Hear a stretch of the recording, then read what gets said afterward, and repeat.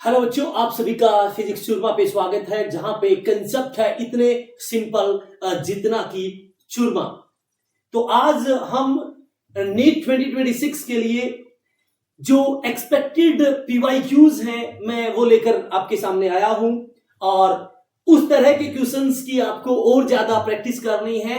और ये तो आपको हर हालत में अपने हाथ से एंड तक सोल्व करने की कोशिश करनी है। मतलब वीडियो को पॉज करें, फिर कोशिश करें और जहां भी प्रॉब्लम आए तो फिर इस सॉल्यूशन को देखिए। मैं आपको बता देता हूं बच्चों कि पैटर्न रिपीट होता है और यदि आपने पीवाईक्यू स्किप कर दिया तो आप सिलेक्शन से दूर हो जाएंगे, और यदि आपने ये पीवाईक्यू सारे कर दिए तो बच्चों पीवाईक्यू का सीधा सीधा मतलब है कि नीट के रिजल्ट का या नीट में रैंक का सबसे बड़ा जो रोल प्ले करता है बच्चों वो है पीवाईक्यू। तो इनको आप बड़े आराम से तसल्ली से इनको करिएगा, बार बार पॉज करिए, फिर ट्राई करिए, फिर देखिए, और ये क्वेश्चन तो आपको जरूर कर रहे हैं। चलो हम स्टार्ट करते हैं अपने पहले क्वेश्चन के साथ। अब क्या कहता है पहला क्वेश्चन, देखिए।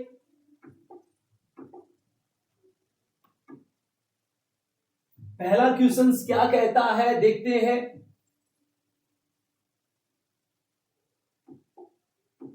ये है पहला क्वेश्चन है, the damping force on an oscillator is directly proportional to the velocity, the unit of the constant of proportionality are. ये कहता है जो डैम्पिंग फोर्स है बच्चों वो F डायरेक्टली प्रोपोर्शनल है v के वेलोसिटी के, तो F is equal to proportional constant के v। तो बच्चों K इज इक्वल टू आया F बाय v। और हमें पता है F होता है kilogram metre per second square और नीचे मीटर पर सेकंड। तो यहां से मीटर कैंसिल, सेकंड से सेकंड कैंसिल, तो आपकी यूनिट आ गई किलोग्राम पर सेकंड। यानी कि first is the right answer. I hope बच्चों आपको ये चीज समझ आ गई होगी कि फोर्स डायरेक्टली प्रोपोर्शनल v है, तो K आया, K कांस्टेंट, और K इज इक्वल टू क्या आया, F बाय V।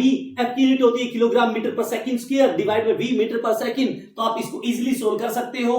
अगला क्वेश्चन क्या कहता है, देखते हैं बच्चों।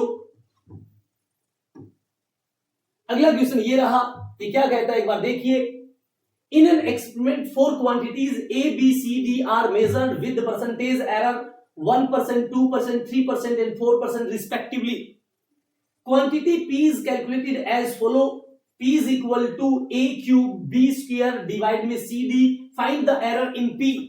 बच्चों आपको पता है, मैं आपको बार बार ये बता चुका हूं कि जो जब भी एरर की बात आए तो हमें क्या करना है, जो मल्टीप्लाई और जो डिवीजन है उन चीजों को सबको ऐड करना है पावर से मल्टीप्लाई करके। और मल्टीप्लिकेशन और डिवीजन में बच्चों हमें रिलेटिव एरर लिखना होता है। देखो P का रिलेटिव एरर आएगा डेल्टा P बाय P, फिर A क्यूब को लिखूंगा मैं डेल्टा A बाय A और पावर से मल्टीप्लाई करना, फिर प्लस का sign 2 delta B by B, फिर डेल्टा C बाय C और प्लस में डेल्टा D बाय D।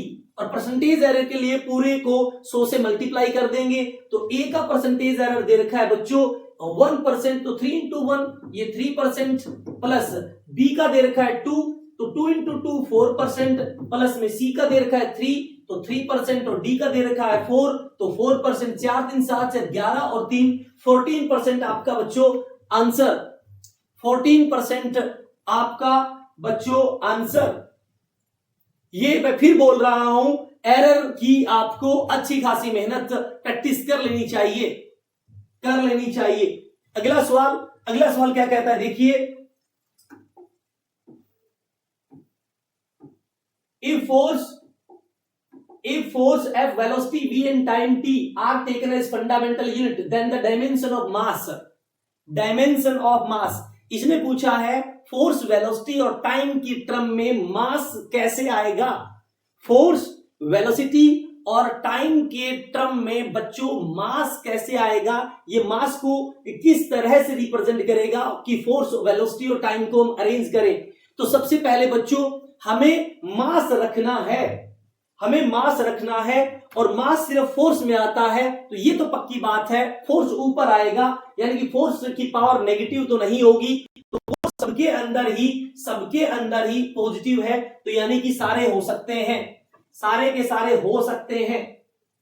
अब यहां पर देखते हैं, आपको पता है कि फोर्स होता है kilogram metre per second, kilogram metre per second, हमें टाइम हटाना है और मीटर पर सेकंड स्क्वायर, और आपको पता है वेलोसिटी होता है मीटर पर सेकंड, तो यहां पर वेलोसिटी लगाऊं मीटर पर सेकंड और नीचे टाइम लगाऊं यानी कि सेकंड, तो सॉरी नीचे टाइम ऊपर लिखूं सेकंड, तो सेकंड दो बार आया, ये कैंसिल, मीटर से मीटर कैंसिल, इसका मतलब ये होगा फोर्स डिवाइड में वेलोसिटी इनटू में टाइम, फोर्स डिवाइड में वेलोसिटी इनटू में टाइम, क्योंकि फोर्स क्या, kilogram metre per second square, kilogram metre per second square, नीचे वेलोसिटी मीटर पर सेकंड, ऊपर टाइम सेकंड स्क्वायर से सेकंड स्क्वायर, मीटर से मीटर आ गया किलोग्राम, यानी कि F1 V1 T -1 आपका राइट आंसर है।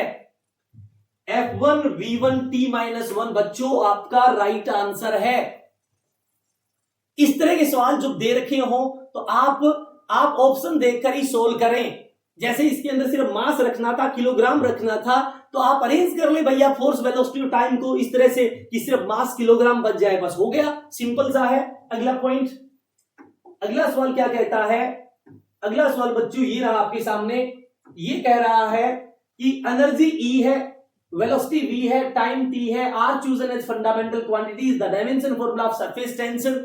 तो बच्चों सबसे पहले सरफेस टेंशन का लिख लेते हैं, फोर्स पर यूनिट लेंथ, और फोर्स का होता है M1 L1 T-2 और नीचे L से L कैंसिल, यानी कि M1 L0 T-2 आना चाहिए। किन किन को यूज करना है बच्चों, एनर्जी को यूज करना है, तो एनर्जी का होता है M1 L2 T-2, फिर वेलोसिटी को यूज करना है L1 T-1 और फिर टाइम को यूज करना है T1। इन तीनों को यूज कर मुझे ये बनाना है। तो एक बात तो क्लियर है, लेंथ को हटाना है, एक बात तो क्लियर है बच्चों, लेंथ को हटाना है और M1 रखना है, यानी कि एनर्जी की पावर +1 तो होगी, एनर्जी की पावर 1 तो आएगी और ऊपर आएगी, क्योंकि M1 रखना है, मुझे M1 रखना है। तो बच्चों इसके अंदर तो E की पावर -2 है, तो गलत हो गया, बचे हुए 3 में से हम देखते हैं। अब मुझे लेंथ को गायब करना है बच्चों, बट लेंथ E में 2 बार है और V में 1 बार है, तो ये तो पक्की बात है E डिवाइड में V स्क्वायर तो होगा, E डिवाइड में V स्क्वायर तो होगा, और E डिवाइड में V स्क्वायर 2 ऑप्शन में है, 2 और 4 में 3 तो गायब हो गया, या तो 2 सही है, 4 सही है। अब E क्या बच्चों, M1 L2 T-2 और V स्क्वायर क्या हो जाएगा, L2 T-2, तो L स्क्वायर से L स्क्वायर, T-2 से T-2, बट मुझे चाहिए T-2 और चाहिए, तो इसका मतलब क्या है, यदि मुझे T-2 चाहिए तो नीचे T स्क्वायर करना पड़ेगा, नीचे T स्क्वायर करना पड़ेगा, तभी तो माइनस में जाएगा। तो आंसर आ गया E1 V -2 T-2, E1 V -2 T-2 आपका राइट आंसर। आई होप आपको ये चीज समझ आ गई होगी। ये डायमेंशंस के जो सवाल हैं वो ऑप्शन देखकर सोल्व करने हैं, ऑप्शन देखकर सोल्व करने हैं। तो बच्चों आपको यदि समझ आ रहा है, सारे के पॉइंट क्लियर हो रहे हैं, तो एक बार अपने दोस्तों के साथ इसका लिंक शेयर जरूर कर दें, शेयर जरूर कर दें। अगला क्वेश्चन क्या कहता है, देखिए बच्चों, अगला क्वेश्चन क्या कहता है, if dimension of critical velocity Vc of liquid flow through a tube are expressed as eta की पावर x, rho की पावर y, r की power z, where eta, rho, r are the coefficient of viscosity of liquid, density of the liquid and the radius of the tube respectively, then the values of x, y, z r बताइए। इसका मतलब velocity का dimension है L1 T-1, ये कह रहा है कि ईटा की पावर x, रो की पावर y और r की पावर z ये वेलोसिटी को रिप्रेजेंट कर रहे हैं, तो बताइए एक्स वाई जेड क्या होंगे। तो सबसे पहले मुझे ईटा का डायमेंशन फॉर्मूला यहां बच्चों लिखना पड़ेगा। ईटा का डायमेंशन फॉर्मूला बच्चों यहां पर मुझे लिखना पड़ेगा। और रो, आपका रो क्या, डेंसिटी ऑफ लिक्विड है, रेडियस ऑफ द ट्यूब है, तो आर का तो हो गया एल, आर का तो हो गया एल, ठीक है। डेंसिटी का होता है मास m1 L-3 मास पर वॉल्यूम होगी डेंसिटी। अब क्वेश्चन तो विस्कोसिटी का कैसे निकाले बच्चों, आपको Newton's formula for viscous force पता है, F इज इक्वल टू होता है ईटा ए डीवी बाय dx, ये होता है।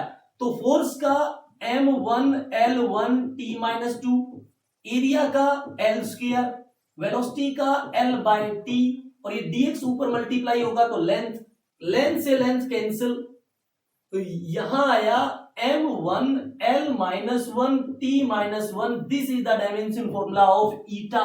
क्वेश्चन तो विस्कोसिटी का डायमेंशन फॉर्मूला आ गया, ये डेंसिटी का है और ये रेडियस का है। अब मुझे इन तीनों की पावर में क्या करूं, कि मेरे पास बच जाए बच्चों L1 T-1, मेरे पास बच जाए L1 T-1।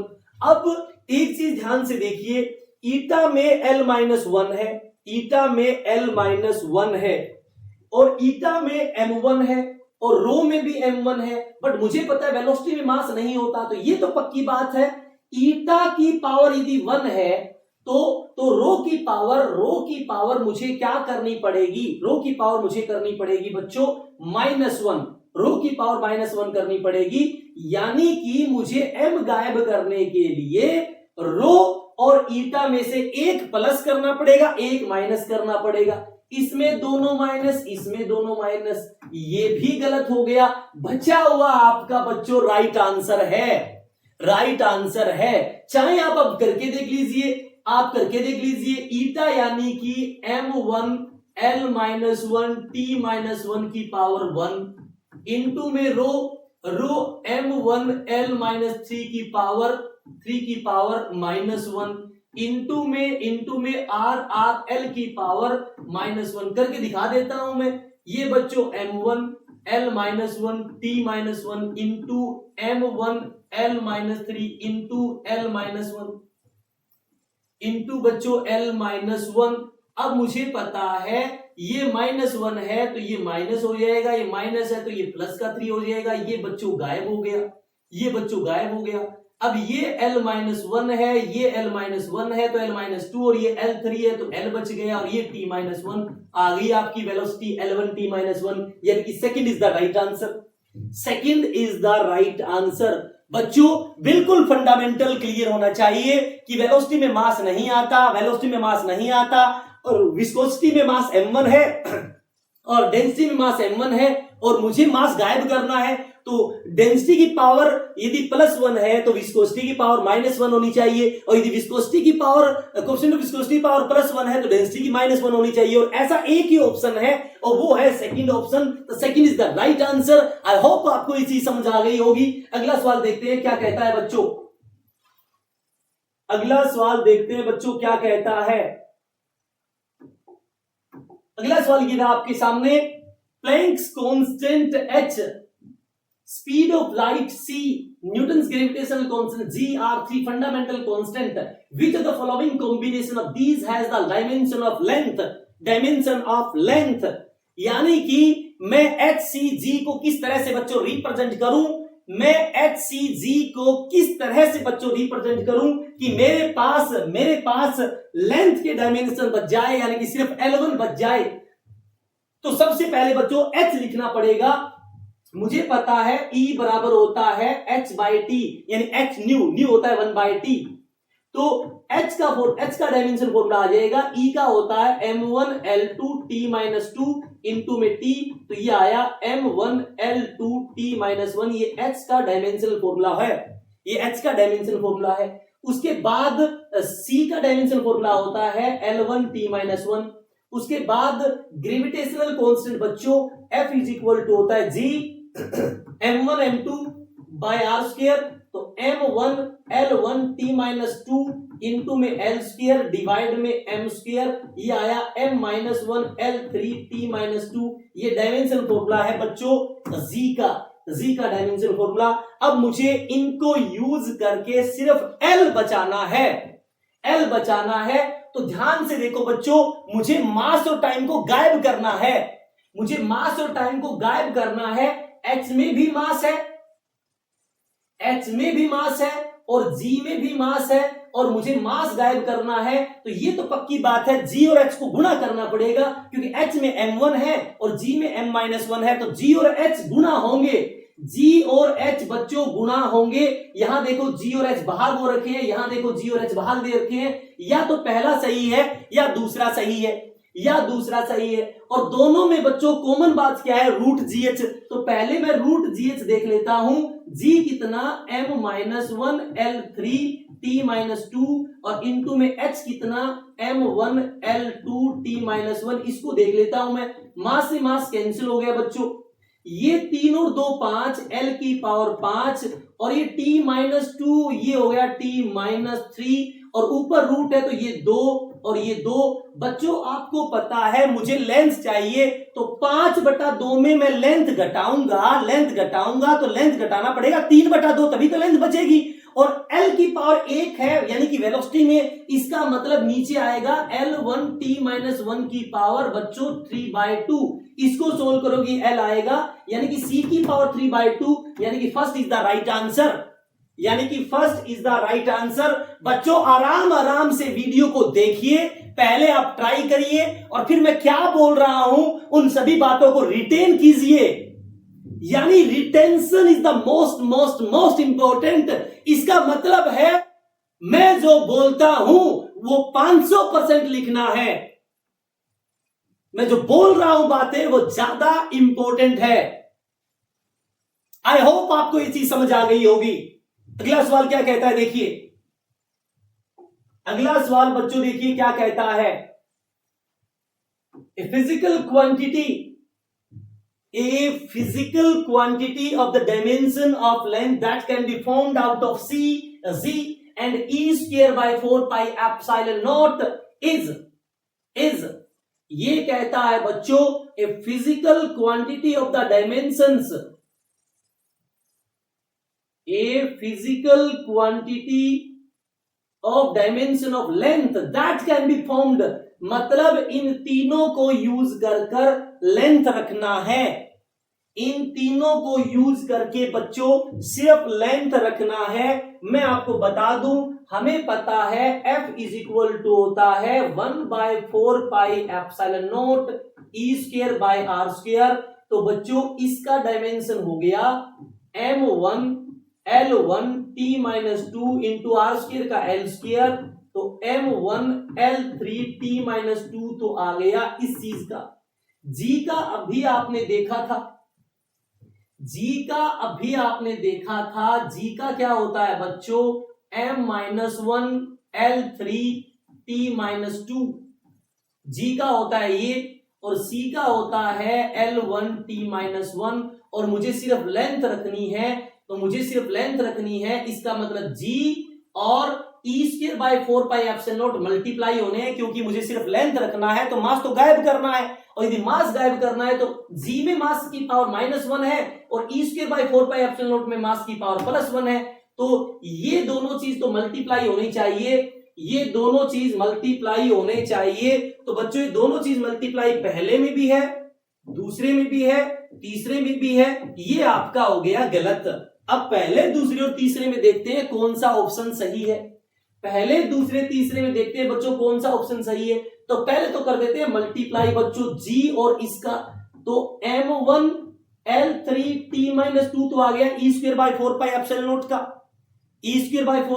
नॉट का, और मल्टीप्लाई करूं G से तो G का होगा m-1 L3 बच्चों t माइनस 2, तो ये तो कट गया, 3 और 3 6 L की पावर 6 और -2 -4 L की पावर 6 और T की पावर -4, और इनको यूज कैसे करना है बच्चों, इनको यूज करना है कि इनको यूज में इस तरह से करूं कि सिर्फ एल बचे, तो ये देखिए एल की पावर 6 t-4 और नीचे सी लगाए, सी में नीचे लगा भी दूं तो एल t-1, तो एल की पावर 5 बच जाएगा, यानी कि 4 भी गलत, यानी कि पहले और दूसरे में सही है, पहले और दूसरे में सही है, तो इसके ऊपर रूट लगाऊं, दोनों में रूट है, तो ये एल की पावर 3 और t-2, और मुझे चाहिए बच्चों सिर्फ एल, यानी कि नीचे आना चाहिए एल स्क्वायर t-2 एंड नीचे आना चाहिए सी स्क्वायर, तो सी स्क्वायर नीचे तो ऊपर वाले में है, तो यानी कि first is the right answer, first is the right answer बच्चों, first is the right answer. I hope आपको ये चीज क्लियर हो रही होगी। और देखिए डायमेंशन के कितने सवाल है पीवाईक्यूज के, डायमेंशन यानी कि इंपॉर्टेंट है बच्चों, डायमेंशंस इंपॉर्टेंट है। अगला सवाल क्या कहता है, देखिए बच्चों, अगला सवाल ये रहा आपके सामने, a student major the diameter of A small steel ball using A screw gauge of least count 0.001 centimetre, यानी कि लिस्ट काउंट है 0.001 सेंटीमीटर। मेन स्केल रीडिंग है बच्चों, एमएसआर है बच्चों 5 mm, zero of circular scale division कंसाइड with, and zero of circular scale division कंसाइड with 20, यानी कि vernier जो आपका सर्कुलर स्केल डिवीजन है, सीएसआर डिवीजन है, वो है 25। If screw gauge has a zero error of, zero error जो है बच्चों, जीरो एरर है वो -0.004 centimetre, 4 centimetre, the correct diameter of the ball is, तो बच्चों आपको पता है स्क्रू गेज की रीडिंग होती है MSR plus CSR into list count, CSR into में लिस्ट काउंट, और -0 एरर विद साइन, तो बच्चों एमएसआर लिख देता हूं 5 mm, प्लस में सीएसआर आपका 25 है, लिस्ट काउंट है 0.001 सेंटीमीटर है, 10 से गुणा करूंगा mm आएगा, तो mm में आएगा 0.01 और -0 एरर है, जीरो एरर आपका माइनस है, तो माइनस माइनस प्लस हो जाएगा, और 0.004 सेंटीमीटर तो mm में हो जाएगा 0.004 mm, ये आपके पास रहेगा, तो 5 प्लस में 0.25 प्लस में 0.04, तो मेरे हिसाब से आंसर आ गया 5.29 mm, 5.29 mm। यदि ये mm में है और ऑप्शन सेंटीमीटर में है बच्चों, तो 10 से डिवाइड करना पड़ेगा, डिवाइड करूंगा तो ये आएगा 0.529 सेंटीमीटर, यानी कि third is the right answer. I hope आपको ये चीज बिल्कुल समझ आ गई होगी कि स्क्रू गेज की रीडिंग निकालने का फॉर्मूला होता है एमएसआर यानी कि main scale reading plus CSR circular scale reading और -0 एरर विद साइन। अगला सवाल क्या कहता है, देखिए, in an experiment the percentage error occurred in measurement of physical quantity ABCD this, then find the percentage error in X. तो आपको पता है बच्चों परसेंटेज एरर एक्स निकालने के लिए पावर आगे आती है, तो ए स्क्वायर की 2 आगे और ए का परसेंटेज एरर लिख दो 1, प्लस में बी की पावर 1/2, तो बी का परसेंटेज एरर 2, प्लस में, और प्लस के अंदर ये आई होप सी होना चाहिए, सी, और सी की पावर 1/3 और सी का परसेंटेज एरर 3, और डी की पावर 3 है तो 3 आगे और इसका परसेंटेज एरर 3, तो 2 से 2, 3 से 3, तो 2 3 4 नोट 4 13% आपका आंसर आया, नोट 4 13% आपका आंसर आया, जो ऑप्शन में मुझे नहीं दिख रहा। एक बार दोबारा देख लेते हैं, एक बार यहां है बच्चों डी का 4%, 4 3 12 13 14 और 2 16, यानी कि D is the right answer, B is the right answer 16%। मैंने यहां 3 लिख दिया, जबकि डी का परसेंटेज एरर 4 है, तो 4 आएगा। 4 इंटू 3 12, 12 1 13, 1 14 इंटू प्लस में 2 16% आंसर। आई होप आपको ये चीज क्लियर हो गई होगी। एक बार आप ट्राई जरूर करें। अगला सवाल देखिए क्या कहता है बच्चों। The main scale of a vernier calliper has n division per centimeter. The main scale of a vernier caliper has n division per centimeter. n division of vernier scale coincide with n minus 1 division of main scale. The least count of vernier caliper is, बच्चों list count होता है 1, list count होता है vernier calliper का least count होता है 1 MSD minus 1 VSD। 1 VSD, MSD का मतलब मेन स्केल डिवीजन, VSD का मतलब वर्नियर स्केल डिवीजन। ये क्या कह रहा है, n division of vernier scale यानी n VSD कंसाइड कर रहा है n माइनस 1 ऑफ MSD। तो बच्चों यहां से VSD की वैल्यू आ गई n माइनस 1 डिवाइड में n MSD। तो यहां पर वैल्यूज पुट कर दो, 1 MSD माइनस n डिवाइड में n MSD। एलसीएम आया n माइनस n प्लस 1, यहां पर लिख दीजिए MSD कॉमन ले लो, n से n कैंसिल, ये आया 1 by n into MSD। MSD का मतलब मेन स्केल डिवीजन। और ये देखो क्या कह रहा है, n डिवीजन, मेन स्केल का n डिवीजन, मेन स्केल का n डिवीजन यानी कि n MSD बराबर 1 सेंटीमीटर का मतलब 1 सेंटीमीटर का मतलब 1 सेंटीमीटर। तो बच्चों MSD की वैल्यू आ गई 1 बाय n सेंटीमीटर। तो MSD की जगह पुट कर दीजिए 1 बाय n सेंटीमीटर। तो आपका आंसर आ गया 1 बाय n स्क्वायर सेंटीमीटर, यानी कि 1 by n square centimetre is the right answer. 1 by n square is the right answer. इसका मतलब बच्चों आपसे कभी भी लिस्ट काउंट पूछे वर्नियर कैलिपर का, तो वर्नियर कैलिपर का लिस्ट काउंट होता है 1 MSD माइनस 1 VSD। हमारे पास MSD की इंफॉर्मेशन गिवन है, तो आप यहां से VSD को गायब करिए और VSD और MSD के अंदर एक रिलेशन दे रखी है, वहां से VSD निकालकर वैल्यूज पुट करोगे, आपके पास आंसर होगा, क्योंकि MSD के बारे में इंफॉर्मेशन गिवन है।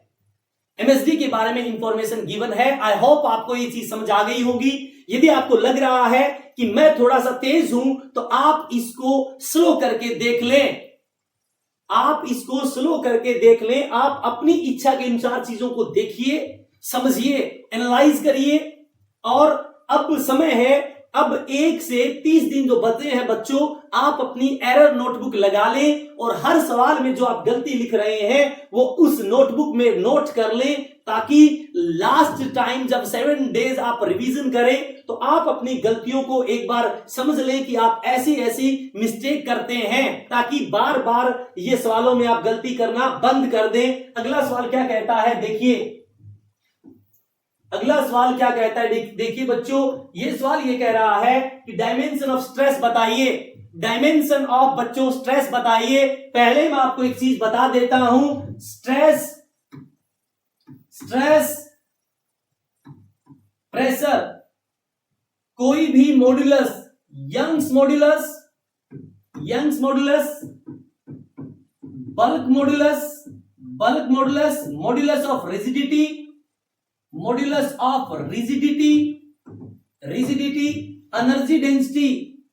एनर्जी डेंसिटी कोई भी हो, चाहे इलेक्ट्रिकल हो या मैग्नेटिक एनर्जी डेंसिटी हो, इन सब का बच्चों डायमेंशन सेम होता है। मैं मोस्ट इंपॉर्टेंट बातें बता रहा हूं, आप अपनी नोटबुक में छाप लें। स्ट्रेस का, प्रेशर का, कोई भी यंग्स मॉडुलस ऑफ इलास्टिसिटी हो, बल्क मॉडुलस ऑफ इलास्टिसिटी हो, मॉडुलस ऑफ रिजिडिटी हो, मतलब वाई ईटा बी, और कोई भी एनर्जी डेंसिटी हो, इलेक्ट्रिकल एनर्जी डेंसिटी हो या फिर मैग्नेटिक एनर्जी डेंसिटी हो, इन सब का डायमेंशन फॉर्मूला प्रेशर के बराबर होता है। प्रेशर बराबर होता है, स्ट्रेस बराबर होता है बच्चों फोर्स अपॉन एरिया। फोर्स का m1 L1 T-2, एरिया का L स्क्वायर, तो ये आएगा m1 L-1 T-2, m1 L-1 T-2 यानी कि third is the right answer, यानी कि third is the right answer. बच्चों यदि ये आपका पॉइंट्स क्लियर हुआ तो एक बार आप बच्चों लाइक एंड सब्सक्राइब जरूर करें, क्योंकि आपका ये लाइक एंड सब्सक्राइब ही मुझे मोटिवेट करेगा ताकि मैं उस हर बच्चे के पास टॉप लेवल का कंटेंट हर साल पहुंचा पाऊं जो किसी भी रीजन से पढ़ नहीं पा रहा है। आई प्रॉमिस मैं हर कंटेंट यहां दूंगा जो उसे नीट आईआईटी के उस द्वार तक ले जाएगा, जो उसे मेडिकल कॉलेज और आईआईटी के द्वार तक ले जा सकता है। वो कंटेंट मैं यहां प्रोवाइड करवाऊंगा। अगला सवाल देखिए बच्चों क्या कहता है,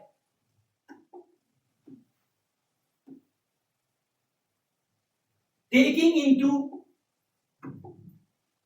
into account of the significant figure, what is the value of 9.99 minus 0.0099? बच्चों एक बात बता देता हूं मैं, एडिशन और सब्ट्रैक्शन में डेसिमल के बाद डिजिट काउंट करने हैं।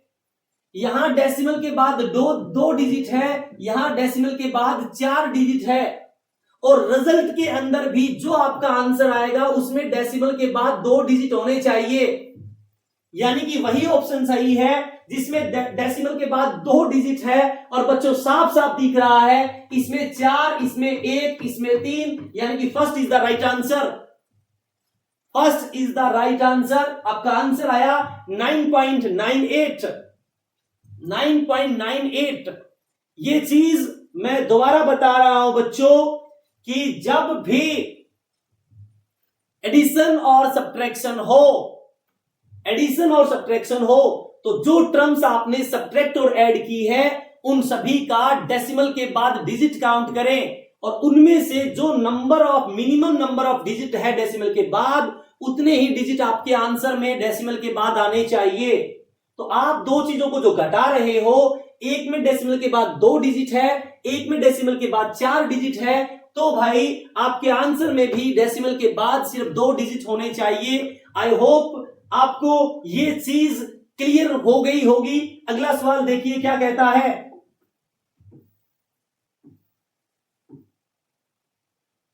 बच्चों अगला सवाल देखिए क्या कह रहा है, a screw gauge has list count of 0.01 mm and there are 50 division in its circular scale. The pitch of the screw gauge is, बेटा पिच बराबर है। पिच निकालने का तरीका क्या होता है, देखिए पिच निकालने के लिए हमें क्या करना है। ये क्या कह रहा है, a screw gauge has list count of 0.01 mm and there are 50 division in its circular scale. The pitch of the screw gauge, मैं आपको कहूं कि pitch is equal to 1 MSD।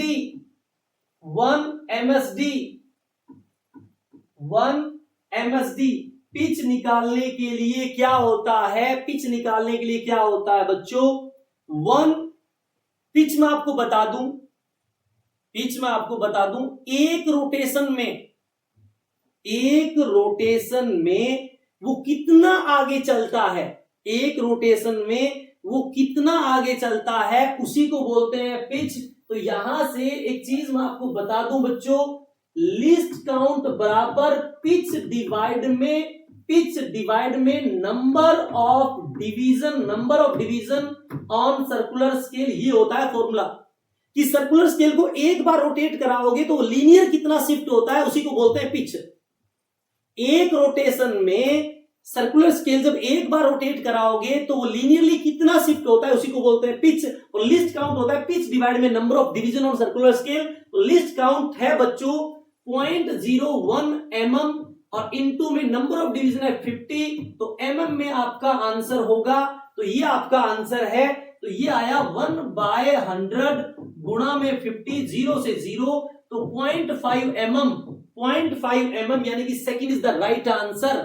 0.5 mm second is the right answer.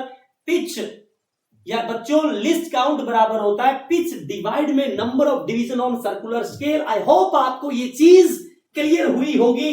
अगला सवाल देखिए,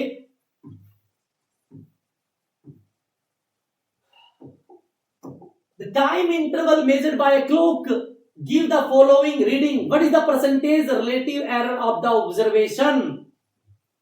what is the percentage relative error of the observation? बच्चों सबसे पहले इस तरह के सवालों में मीन वैल्यू आपको निकालनी है। टाइम की मीन वैल्यू निकालिए। मीन वैल्यू होती है sum of all measured value.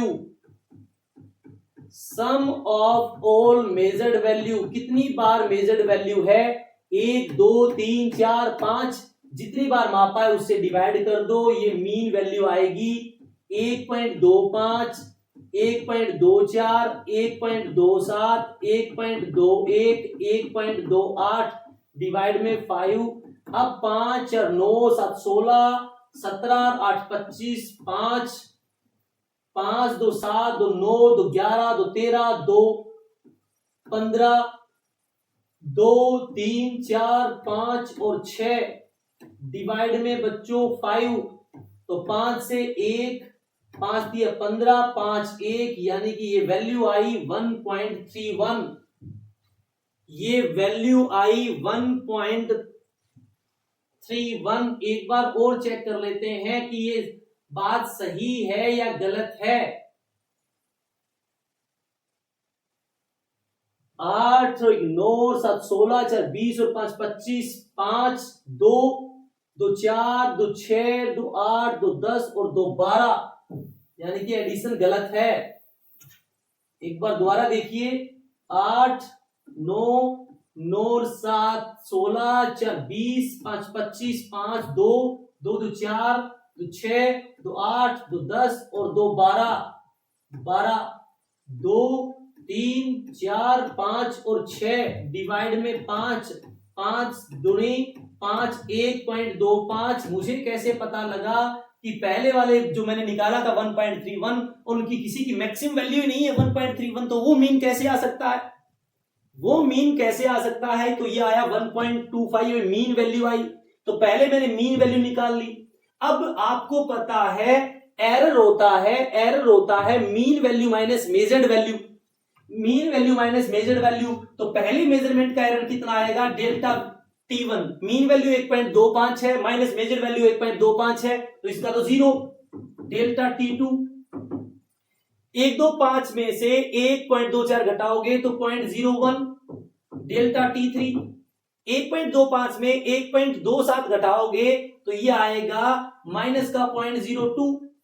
1.25 में से 1.2 घटाओगे तो ये आएगा डेल्टा T4 आएगा 0.04, और 1.25 में से 1.28 घटाओगे तो डेल्टा T5 आएगा -0.03, -0.03। ये आपके एरर्स आए, क्योंकि एरर निकालने के लिए मीन वैल्यू में से मेजर वैल्यू घटानी है, तो पांचों के पांचों एरर मैंने निकाल दिया।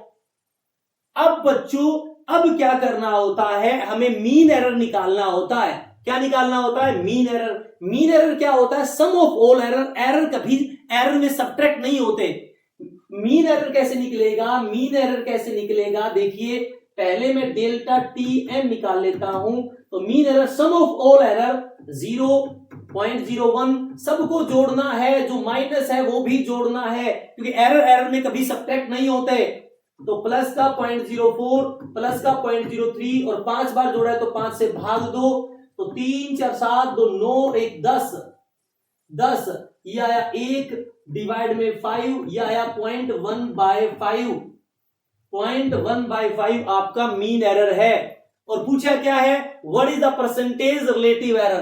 तो बच्चों रिलेटिव एरर होता है मीन एरर डिवाइड में mean value. Mean error divide में मीन वैल्यू। मीन एरर है 0.1/5 का मतलब 1/50, 0.1/5 का मतलब 1/50, और आपकी जो मीन वैल्यू है वो है 1.25, तो 1.25 करूंगा तो ऊपर जाएगा 100, 50 से गया 2 पे, और परसेंटेज के लिए बच्चों 100 से गुणा कर दो, 25 5 125, 25 का 100, तो ये आया 8/5, मतलब 1.6%, 1.6%। आई होप आपको ये चीज क्लियर है। एक बार आप इसको आराम से ट्राई करें। सबसे पहले मीन वैल्यू निकालें, सभी मेजर वैल्यू को जोड़िए और जितनी बार आपने मेजरमेंट किया है उससे डिवाइड करो। उसके बाद हर एक मेजरमेंट का अलग एरर निकालिए, delta T1, delta T2। Error निकालने का तरीका होता है mean value minus measured value, और फिर मीन एरर निकालिए, सभी एरर को जोड़कर नंबर ऑफ मेजरमेंट से डिवाइड कर दो, फिर मीन एरर डिवाइड में मीन वैल्यू गुणा में 100 आपका परसेंटेज रिलेटिव एरर होता है। आई होप आपको ये चीज समझ आ गई होगी। अब चलते हैं बच्चों अगले सवाल पे।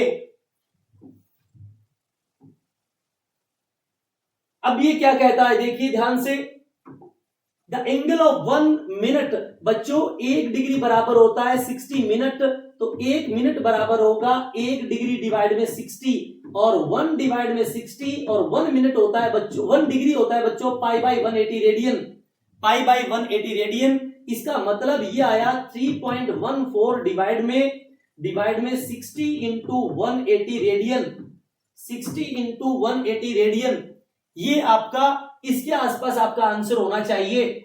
तो बच्चों 3.14 डिवाइड में 18 गुना 6 108, और गुणा में 10 10 10 की पावर -2, पॉइंट हटाऊंगा तो नीचे आएगा, पॉइंट हटाऊंगा तो नीचे आएगा, ये 0 0 10 की पावर 2, पॉइंट आऊंगा नीचे आएगा 10 की पावर 2, ऊपर जाकर 10 की पावर -4, और ये हो गया 314 डिवाइड में 108।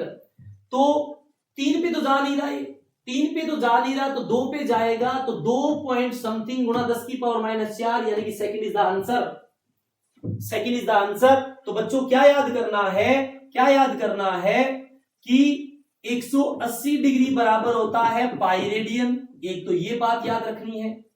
1 डिग्री बराबर होता है 60 मिनट, ये याद रखना है।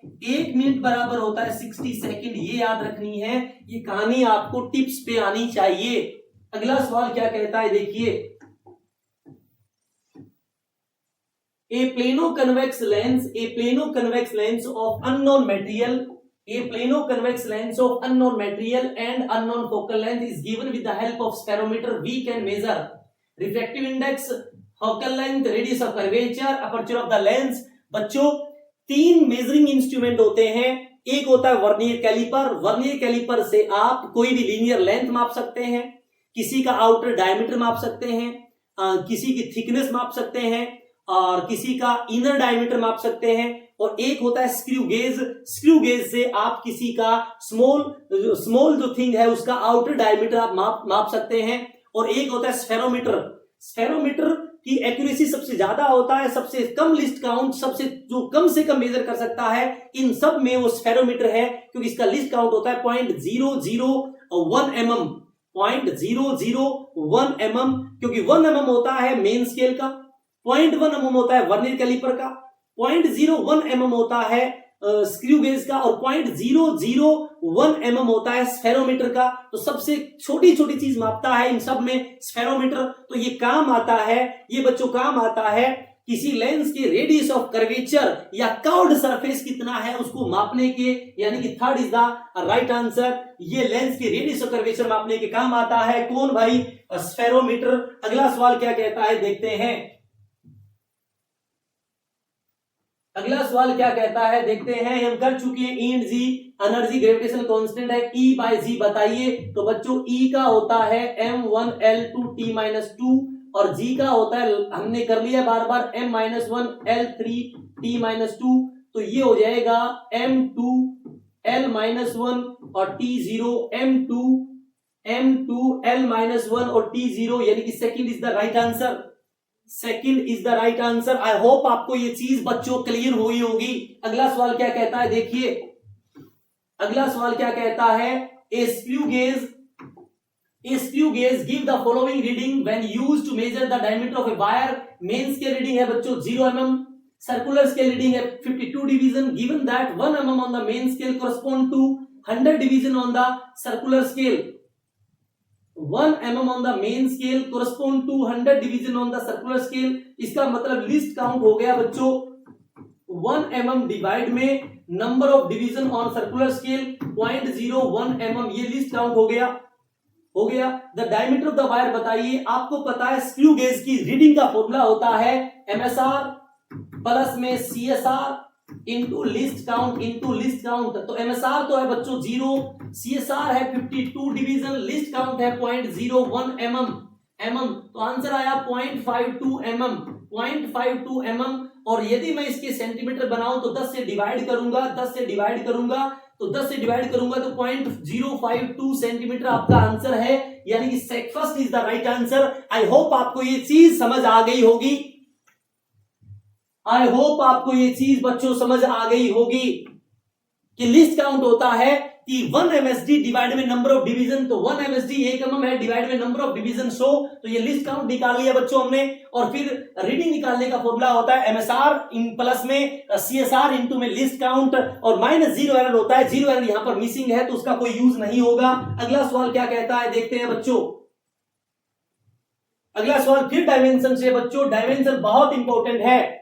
एक फोर्स F है, एक्सेलरेशन A है, टाइम T है, तो बताइए इनमें से कौन एनर्जी के बराबर डायमेंशन देगा। तो बच्चों F का होता है m1 L1 T-2 L square area का और टाइम का T। तो इसे मुझे अरेंज कर लिखना पड़ेगा। क्या आएगा m1 एनर्जी का L2 T-2, ये आना चाहिए। तो इसको किस तरह से अरेंज करें कि m1 L1 T-2 L square area और टाइम T इनका यूज करके हमारे पास एनर्जी का डायमेंशन आ जाए। एनर्जी का बच्चों डायमेंशन आ जाए, डायमेंशन ऑफ एनर्जी। एक चीज देखिए बच्चों, एनर्जी के लिए यहां L1 है और मुझे L2 चाहिए,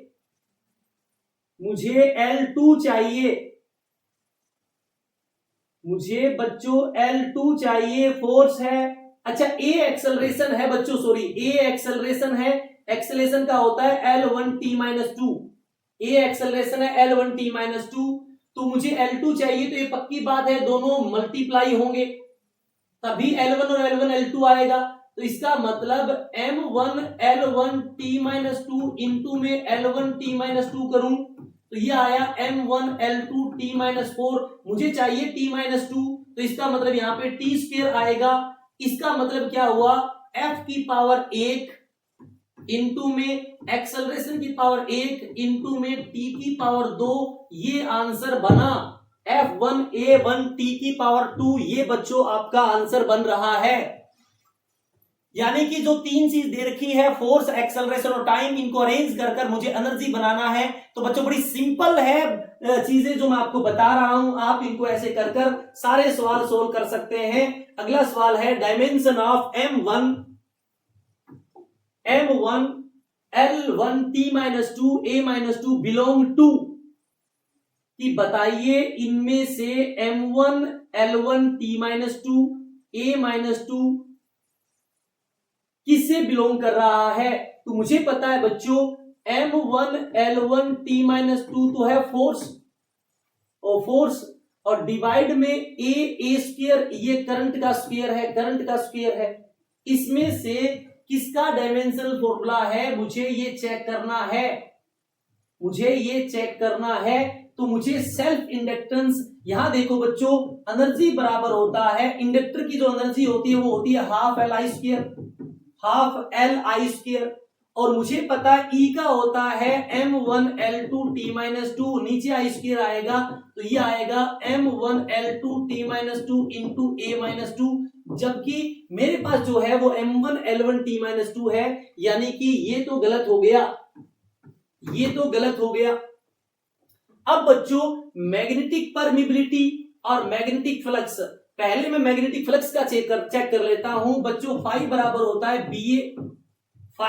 होता है BA, और मुझे पता है बच्चों F इज इक्वल टू होता है BIL, F is equal to होता है BIL।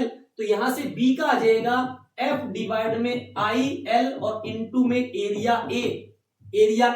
तो फोर्स का बच्चों M1 L1 T-2, M1 L1 T-2, नीचे आई का एम्पियर, ऊपर एरिया का एल स्क्वायर और नीचे एक एल से एल कैंसिल। तो इसमें तो ए आया, इसमें तो ए एम्पियर एक बार आया, जबकि मुझे एम्पियर चाहिए दो बार, यानी कि मैग्नेटिक फ्लक्स भी बच्चों गलत हो गया, मैग्नेटिक फ्लक्स भी बच्चों नहीं है इसका आंसर।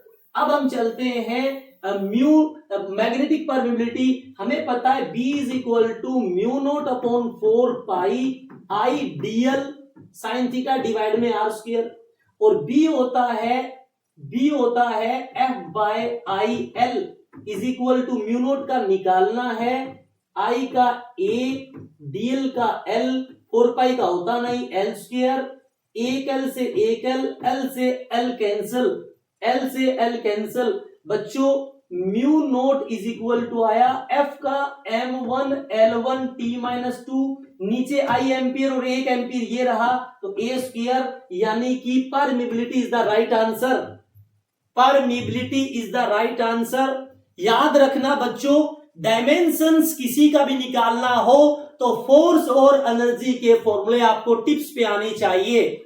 जिस फिजिकल क्वांटिटी का आप डायमेंशन फॉर्मूला निकालना चाहते हो, आप ये ढूंढिए कि एनर्जी और फोर्स का ऐसा कौन सा फॉर्मूला है जिसमें वो फिजिकल क्वांटिटी आ रही है जिसका आपको डायमेंशन चाहिए, और इससे आपका जीवन आसान हो जाएगा डायमेंशन में। अगला सवाल देखिए बच्चों क्या कहता है, अगला सवाल कहता है plane angle and solid angle have. याद रखना बच्चों, प्लेन एंगल और जो सॉलिड एंगल होते हैं उनके पास यूनिट तो होती है बट डायमेंशन नहीं होते, इसीलिए उन्हें एसआई कैटेगरी में नहीं रखा गया, उन्हें नया नाम दिया गया supplementary physical quantity. Plane angle और solid angle supplementary physical quantity इसलिए है क्योंकि इनकी यूनिट तो होती है रेडियन एंड स्टेडियन, बट इनका डायमेंशन फॉर्मूला नहीं होता। तो both have unit but does not have dimension, unit but no dimension is the right answer. अगला सवाल क्या कहता है देखिए बच्चों, अगला सवाल क्या कहता है देखिए, मैच करवाना है बच्चों, मैच करवाना है। ग्रेविटेशनल कांस्टेंट का बार बार कर चुके हैं, M-1 L3 T-2 ये है, तो यानी कि जो A है वो कंपेयर होगा, वो मैच होगा 2 के साथ, तो A 2 के साथ, यानी कि सेकंड ऑप्शन तो गलत हो गया, A2 यहां भी है, यहां भी है, यहां भी है। इसके बाद बच्चों ग्रेविटेशनल इंटेंसिटी होता है बच्चों I is equal to F by M, F का M1 L1 T-2, नीचे M आएगा तो M से M कैंसिल, L1 T-2, यानी कि D है 3 के साथ, D है 3 के साथ, तो D 3 के साथ तीनों में है, D 3 के साथ तीनों में है। इसका मतलब हमें B चेक करना पड़ेगा, B ग्रेविटेशनल पोटेंशियल एनर्जी है। एनर्जी कोई भी हो बच्चों, ये होगा M1 L1 T-2, M1 L2 T-2, क्योंकि वर्ग के बराबर होता है, तो यानी कि B है 4 के साथ, और B है 4 के साथ किसमें फोर्थ में, किसमें बच्चों, और फोर्थ के अंदर, यानी कि fourth is the right answer. I hope आपको ये चीज क्लियर हो गई होगी। अगला सवाल देखिए बच्चों, अगला सवाल क्या कहता है, the area of rectangular field in metre square, length इतना है, ब्रेड्थ इतना है, after rounding off the value for correct significant figure, area बराबर होता है लेंथ इंटू ब्रेड्थ। बच्चों लेंथ है 55.3 इंटू में ब्रेड्थ है 25। अब बच्चों ध्यान से सुनना, जब भी मल्टीप्लाई और डिवाइड करना हो, तो आप जिन चीजों को मल्टीप्लाई और डिवाइड कर रहे हो उसके सिग्निफिकेंट फिगर काउंट करना है। जैसे इसका सिग्निफिकेंट फिगर 3 है और इसका 2, तो जो रिजल्ट का सिग्निफिकेंट फिगर है वो उतना ही आएगा। जो चीजें आपने मल्टीप्लाई और डिवाइड की है उनमें से कम है, और कम से कम यहां 2 का है, तो रिजल्ट का सिग्निफिकेंट फिगर 2 ही आएगा। और यहां पर इसका सिग्निफिकेंट फिगर 5 है, इसका 3 है, इसका 4 है, और 2 एक ही ऑप्शन में है, यानी कि second is the right answer. बच्चों जब भी मल्टीप्लाई और डिवीजन करना हो तो हमें उन सभी टर्म्स का सिग्निफिकेंट फिगर काउंट करना है और उनमें से जो कम सिग्निफिकेंट फिगर किसी के है उसी कम सिग्निफिकेंट फिगर के बराबर ही रिजल्ट का सिग्निफिकेंट फिगर होना चाहिए। आई होप आपको ये चीज अच्छे से समझ आ गई होगी। अगला सवाल देखिए बच्चों क्या कहता है, the physical quantity that has the same dimension formula as pressure. अभी मैंने आपको बताया था प्रेशर का और यंग्स मॉडुलस का डायमेंशन फॉर्मूला बच्चों सेम होता है। देखो ये एज इट इज सवाल आया हुआ है, प्रेशर का, स्ट्रेस का, किसी भी मॉडुलस ऑफ इलास्टिसिटी का, किसी भी एनर्जी डेंसिटी का, इनका डायमेंशन बच्चों सेम होता है। ये आप रट लीजिए बातें। अगला पॉइंट देखिए बच्चों क्या कहता है, अगला सवाल आपके सामने है और ये लास्ट सवाल है आज के फिजिकल वर्ड एंड मेजरमेंट के पीवाईक्यू सीरीज का। लास्ट सवाल क्या कहता है देखिए, the percentage error in the measurement of the G बताइएगा।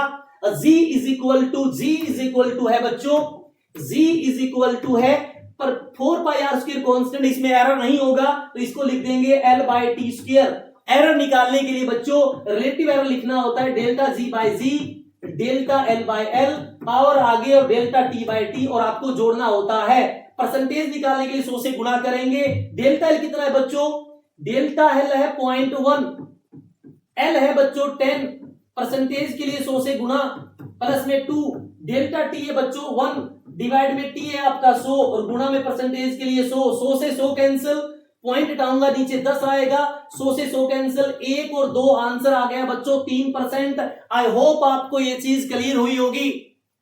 ये थे सारे के सारे जो एक्सपेक्टेड क्वेश्चंस हैं जो आने वाले नीट 2026 के लिए आपको बहुत जरूरी है। मैं आपको बता दूं यही सवाल आपको मेडिकल कॉलेज में पहुंचाएंगे, तो आप रोजाना बने रहिए, लगातार आपके एग्जाम तक मैं एक्सपेक्टेड क्वेश्चन की सीरीज आपके सामने लाता रहूंगा रोजाना शाम को 6 बजे। तो आप जुड़े रहिए फिजिक्स सुरमा के साथ। तो एक बार लाइव एंड सब्सक्राइब बच्चों जरूर करें और तब तक आप पढ़ते रहिए और हर क्वेश्चन को एंड तक सोल्व करिए। तब तक बच्चों टाटा बाय बाय।